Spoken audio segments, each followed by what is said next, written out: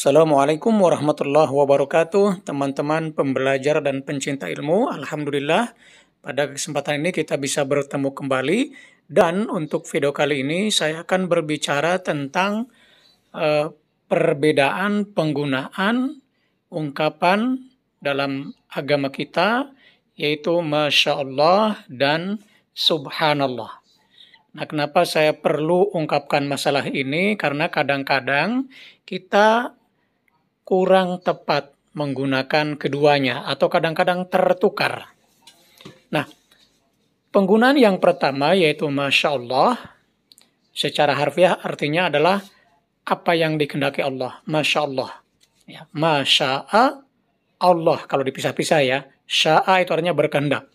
Jadi apa yang dikehendaki Allah.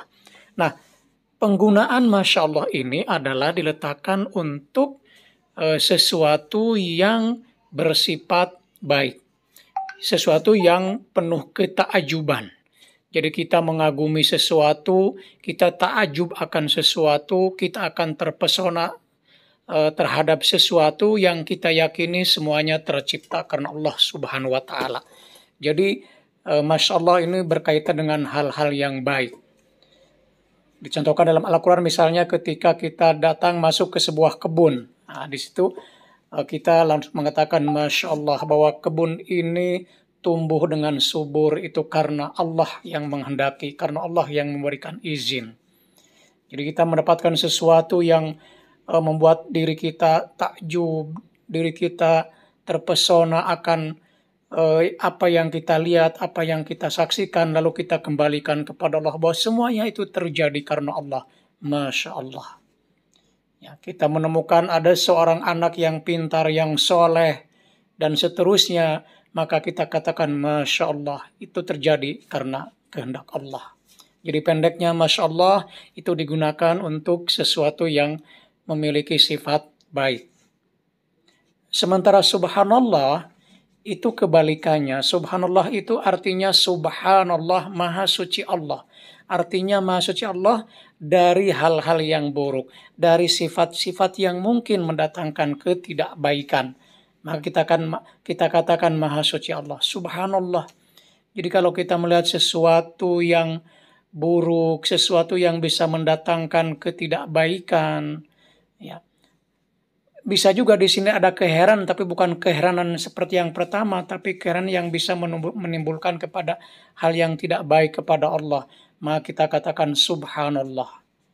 Jadi pendek kata, kalau Subhanallah lebih melihat kepada hal-hal yang mungkin buruk terjadi. Nah, kadang-kadang masalahnya ini ya, kita dalam keseharian suka tertukar. Misalnya, ya kita sebagai orang tua lah, katakanlah entah sebagai bapak, sebagai ibu, ketika misalnya anak kita kan kadang-kadang nakal ya, namanya anak-anak, memecahkan sesuatu atau membuat tetangganya nangis dan seterusnya, lalu kita katakan Masya Allah. Nah itu sering kali ya ibu-ibu atau bapak-bapak bahkan gitu ya, mengatakan Masya Allah, padahal harusnya bukan Masya Allah, karena itu hal yang sebetulnya tidak baik, tidak tepat gitu ya. Jadi jangan ungkapkan Masya Allah. Tapi kalau anak kita rajin belajar, ibadah, juga dengan tetangganya begitu, kita menemukan anak tetangga juga sama, ibadah, rajin, pergi ke masjid, dan seterusnya, maka kita katakan, Masya Allah, gitu ya. Itu semua terjadi karena Allah.